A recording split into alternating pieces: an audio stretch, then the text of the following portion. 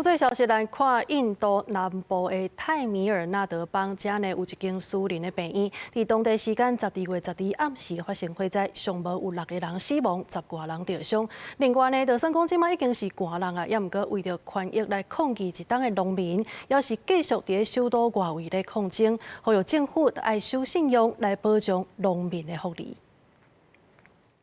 病院一楼的火烧甲真旺，消防人员赶紧提水拍火。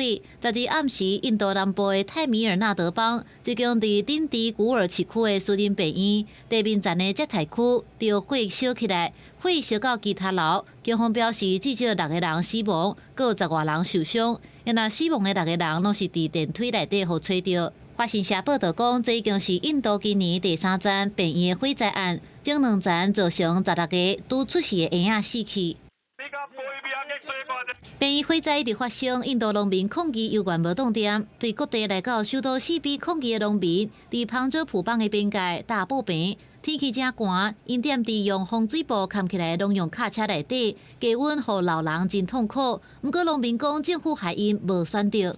अभी बहुत मुश्किल आती है, लेकिन क्या करें? हमारी मजबूरी है आंदोलन करना, ये हमारे को करना पड़ेगा। जब तक हमारी मांगे नहीं मानी जाती, बिल्कुल आंदोलन करें हम।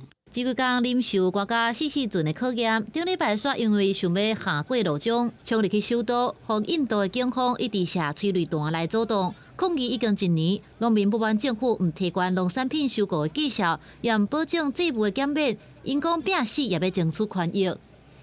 यही हमारा निर्णय है भी देश के किसान मजदूर के लिए किसी तरह के बलिदान के लिए हम लोग तैयार हैं।